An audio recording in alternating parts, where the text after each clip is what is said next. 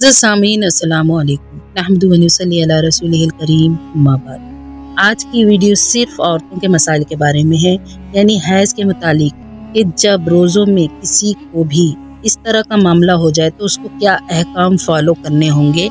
आइए हम हदीस की रोशनी में जानें। बुखारी मुस्लिम की हदीस है जिसको मिशकात ने 2032 पर दर्ज किया है। आयशा सिद्दीक़ा रज़ी अल्लाह तआला अन्हा कहती हैं कि नबी करीम सल्लल्लाहु अलैहि वसल्लम हमको हैज़ के अय्याम में जो रोज़े छूट जाते थे उनकी कज़ा का हुक्म देते थे और नमाज़ों की कज़ा का हुक्म नहीं देते थे।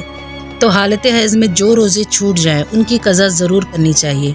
और अगर किसी के साथ इफ्तार से 1 मिनट पहले भी, यानी उसने दिन भर रोज़ा रखा है, अब ऐसा हो जाए कि थोड़े वक्त पहले ही उसके साथ ये मामला हो जाए तो उसका रोज़ा खुद ब खुद टूट जाएगा। वो रोज़े की कज़ा उसको बाद में करनी होगी। तो लोग अपने मसले बनाते होते हैं, कहते हैं कि गर्मी का रोज़ा था, नहीं रमज़ान गर्मी में आया था तो उसको रोज़ा भी गर्मी में ही कज़ा करना है। तो ऐसा कुछ नहीं है, बल्कि वो 11 महीनों में कभी भी अपने छूटे हुए रोज़ों की कज़ा कर सकती है। इसके बारे में हज़रत आयशा सिद्दीक़ा रज़ी अल्लाह तआला अन्हा की हदीस है जो मिशकात में 2030 पर दर्ज है कि आयशा सिद्दीक़ा रज़ी अल्लाह तआला अन्हा कहती हैं कि जब मुझ पर रमज़ान के रोज़ों की कज़ा होती तो मैं सिर्फ़ उसको शाबान में वो रोज़े पूरा करती थी। और रावी कहते हैं याहया बिन सईद कि आप सल्लल्लाहु अलैहि वसल्लम उस महीने में मशगूल होते थे और आप कसरत से नफिल रोज़े रखा करते थे। तो आयशा सिद्दीक़ा रज़ी अल्लाह तआला अन्हा कहती हैं कि हमको भी मौका मिल जाता अपनी रोज़े की कज़ा मुकम्मल करने का।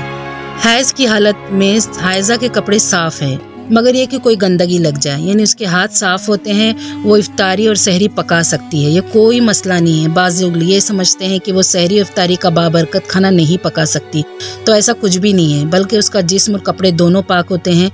अब आइए हम जानें कि औरत हालत हैज़ में कौन कौन सी इबादत कर सकती है और कौन सी इबादत नहीं कर सकती। तो जान ले कि हायज़ा सिर्फ वो इबादत नहीं कर सकती जिसमें पाकी शर्त है, यानी नमाज, रोज़ा, कुरान की तिलावत और तवाफ़। इसके अलावा वो तस्बीह पढ़ सकती है, सीरत की किताबें पढ़ सकती है, सदका कर सकती है, अपने लिए और अपने रिश्तेदारों और उम्मत के लिए दुआएं कर सकती है, और इसके अलावा फ़ोन पर तर्जुमा कुरान भी सुन सकती है और बयान भी सुन सकती है, और सहरी और इफ्तारी का एहतमाम भी कर सकती है।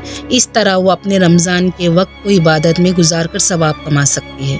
और माशरे में ये गलत तस्वुर है कि अगर रोज़े की हालत में हैज़ आ जाए तो उस दिन का रोज़ा उसका हो जाएगा, उसको रोज़ा तोड़ना नहीं चाहिए, उसको सवाब मिल जाएगा। ऐसा नहीं है, बल्कि उसका रोज़ा तो उसी वक्त टूट जाएगा जिस वक्त उसको ऐसा मामला पेश आ जाए। अब वो खाए या ना खाए, उसका रोज़ा हुआ ही नहीं है, उसको रोज़े की कज़ा भी देनी होगी। तो क्यों तकलीफ़ उठाए, बल्कि रोज़ा फ़ौरन तोड़ दे और खा पी ले और बाद में इस रोज़े की कज़ा कर ले। औरत जो है वो हालत हैज़ में तस्बीह भी छू सकती है, जानिमाज़ को भी हाथ लगा सकती है, और हायज़ा के कपड़े पाक है अगर इस पर कोई गंदगी ना लगी हो तो, यानी कोई दूसरी औरत हायज़ा का दुपट्टा और चादर ओढ़ कर नमाज भी पढ़ सकती है। नबी करीम सल्लल्लाहु अलैहि वसल्लम ईद के दिन भी ये हुक्म दिया करते थे कि हैज़ वाली औरतें ईदगाह आएँ, दुआ में शरीक हो, नमाज ना पढ़े लेकिन इज्तिमाई दुआ में शिरकत करें। और ये जान ले कि हैज़ को खेल ना बनाए, यानी रोज़ा ना छूट जाए, इसके लिए ज़रा सी पाकी नज़र आई तो फिर गुस्ल किया और रोज़ा रख लिया, और फिर नापाकी हो गई तो फिर रोज़े को तोड़ दिया। तो इस तरह का मामला ना करे, बल्कि पाकी होने के बाद ही गुस्ल करे, नमाज अदा करे और रोज़ा भी रखे। और कुछ ऐसी भी औरतें होती हैं जो मुकम्मल पाकी होने के बावजूद गुस्ल नहीं करती, बल्कि इंतज़ार करती हैं 1-2 नमाज़ों के बाद गुस्ल करेंगे। तो ये जायज़ नहीं है, बल्कि अल्लाह तो सब जानने वाला है। जैसे ही पाकी हो फ़ौरन गुस्ल करे और नमाज़ें शुरू कर दे। देरी उस वक्त जायज़ है कि जैसे पानी ना हो या सफ़र में हो, तो अब जितनी भी नमाज़ें छूटी हैं उनकी कज़ा अदा करनी होगी। अब ये जान लें कि अगर कोई औरत रमज़ान में फ़जर से पहले अपने हैज़ से पाक हो जाए तो वो फ़जर में गुस्ल करके रोज़ा अपना मुकम्मल कर सकती है। और अगर फ़जर के बाद, यानी सूरज निकलने के बाद उसको इस तरह का मामला लगता है कि वो पूरी तरह पाक है और अब वो गुस्ल करके रोज़ा रखना चाहे तो उसका रोज़ा नहीं होगा, क्योंकि रोज़े का वक्त तुलुए फ़जर से है, ना कि तुलुए आफ़ताब से, यानी सूरज निकलने के बाद वो रोज़ा नहीं रख सकती, बल्कि उसको अब दूसरे दिन में इस रोज़े की कज़ा करनी होगी, क्योंकि रोज़ा तुलुए फ़जर से लेके गुरूब आफ़ताब तक का होता है।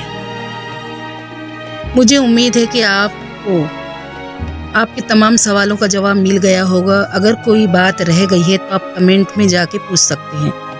وآخر دعوانا الحمدللہ رب العالمین۔ السلام علیکم ورحمۃ اللہ وبرکاتہ۔